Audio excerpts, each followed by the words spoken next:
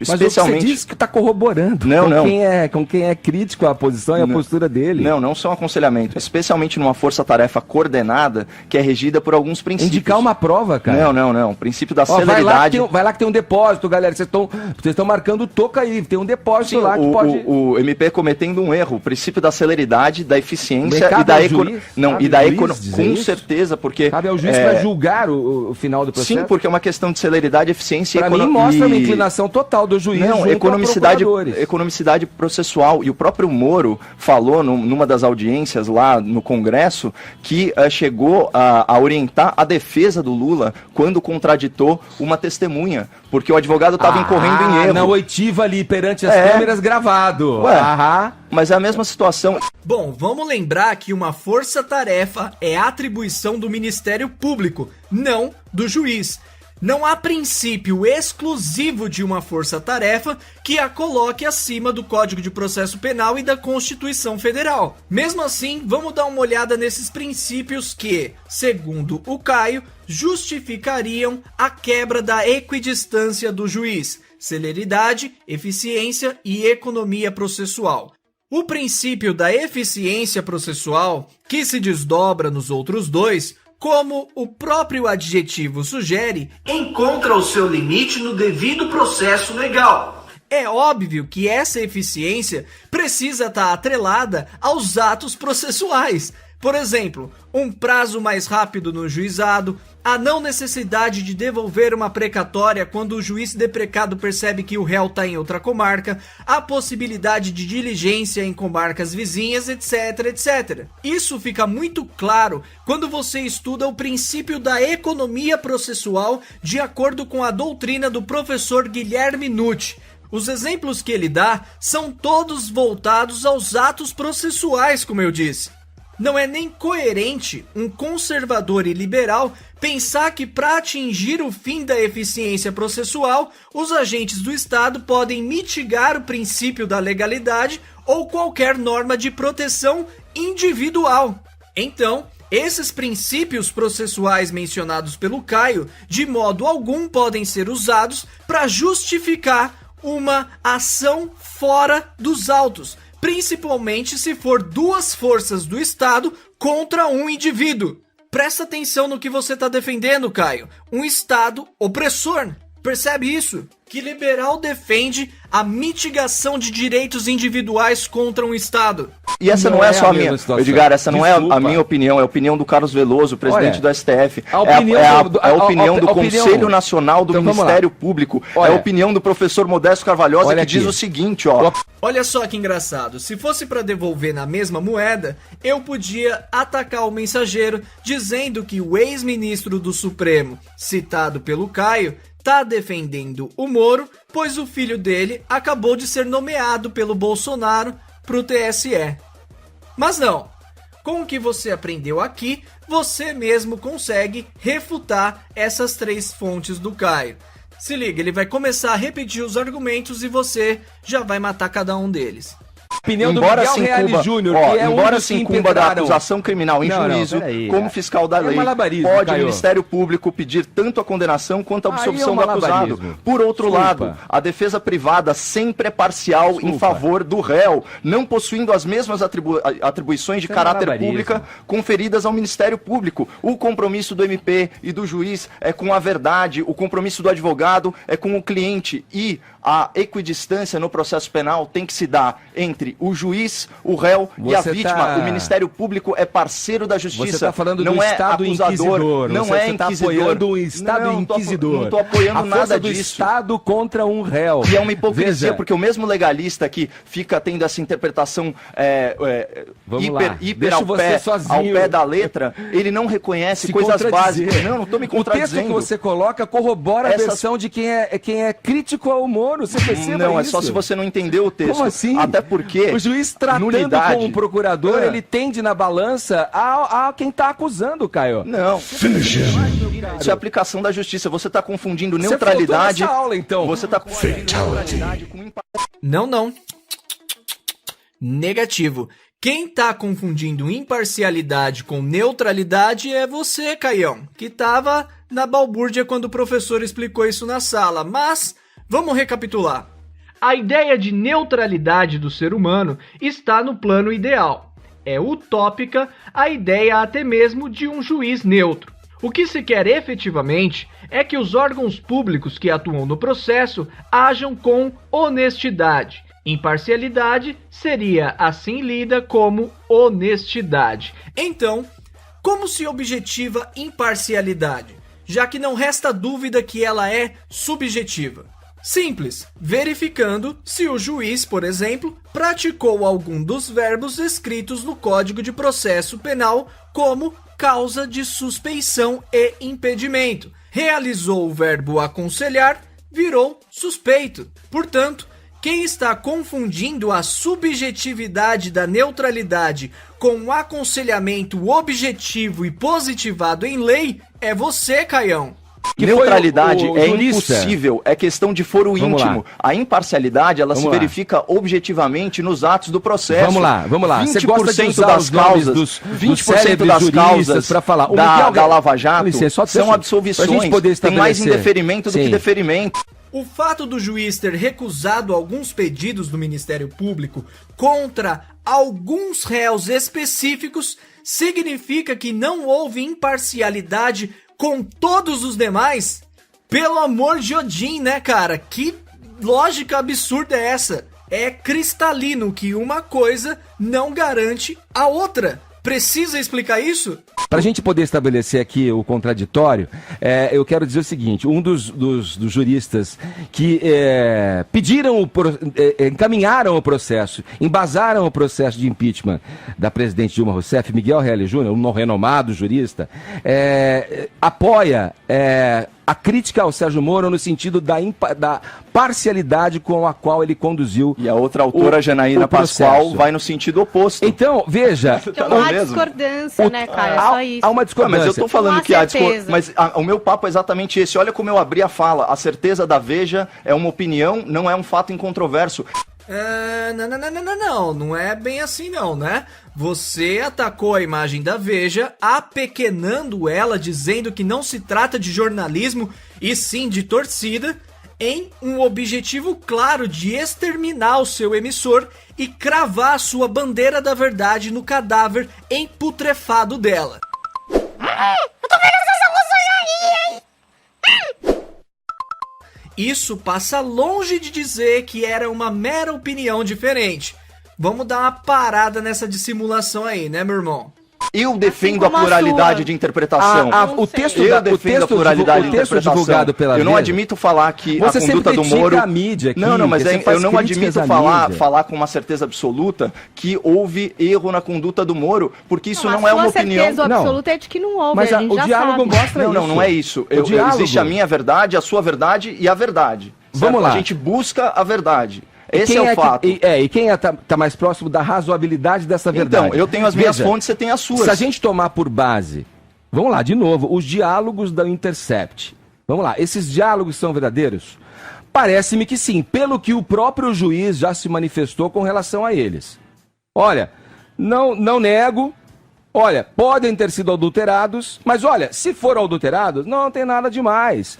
Quer dizer, é uma situação em que o juiz está acuado, é nítido isso. Porque ele deve reconhecer no íntimo dele, aí é um sentimento que eu tenho, que ele cometeu essa parcialidade na condução do processo. Tomando esses diálogos como verídicos, como verdadeiros, como parecem que são, o juiz, sim, tendeu na balança. Aqui no caso da prova, que ele alerta os procuradores que não estão inclusas dentro do processo, é a nítida tendência ao lado da procuradoria. O Moro já se manifestou, se você quiser. Eu tenho uma aspas dele sobre imparcialidade. Ele diz o seguinte: a necessidade de proferir o julgamento segundo as leis, segundo as provas, independentemente de quem são as partes, eu acho que é a obrigação principal do juiz. Isso foi observado na Operação Lava Jato desde o início. benefício. Ele diz? Diz, e aquela perspectiva de estar aberto para decidir... Eu esperaria outra coisa que ele dissesse. Ele e aquela dizer, olha, eu fui parcial, olha, desculpem, Ele só disse que se equivocou quando ele foi inquirido pelo ministro Teori Zavascki com relação ao grampo no escritório de advocacia. Não é um grampo, né? Eu me equivoquei. Uma escuta legal autorizada por lei, só com um probleminha de prazo. Pequeno probleminha, detalhe. Mas assim, também, isso é uma grande discussão de narrativa política e não de fato jurídico, porque é o seguinte, vamos lá, artigo 563 do Código de Processo Penal, nenhum ato será declarado nulo se da nulidade não resultar prejuízo para acusação ou para defesa. Pô, Caião, acho melhor você seguir o conselho do Edgar e estudar um pouco mais mesmo. Principalmente o que a doutrina diz sobre a prova diabólica ou impossível. Em regra, realmente exige-se a prova do prejuízo para anular um ato processual. Porém, não é sempre assim. Os processualistas Eugênio Pacelli e Douglas Fischer ensinam na página 820 do livro Comentários ao Código de Processo Penal que, no contexto do artigo 563, é preciso atentar-se ao fato de que, em determinadas situações, torna-se impossível a realização da prova do prejuízo. Mas e aí, Ded, como que a gente sabe qual situação que não precisa provar esse prejuízo? Simples! Nicola Framarino ensina na obra A Lógica das Provas em Matéria Criminal que o extraordinário se prova.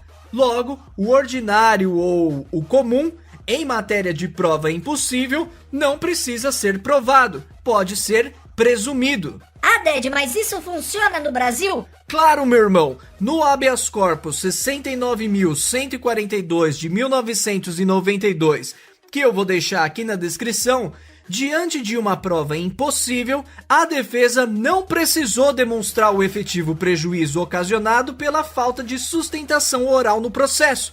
Os atos foram anulados, mesmo assim. Quer outro exemplo prático? Toma, habeas corpus 81.801 de 2006, aqui da descrição. Diante de uma prova impossível, a defesa não precisou demonstrar o efetivo prejuízo do tribunal do júri a aproveitar jurados de outro julgamento. Os atos foram anulados. Quer outro? Toma, no habeas corpus 53.201 de 2007, também na descrição, diante de uma prova impossível, a defesa não precisou demonstrar o efetivo prejuízo na falta de defesa preliminar. Todos os atos foram anulados mesmo assim. Então, pensa comigo.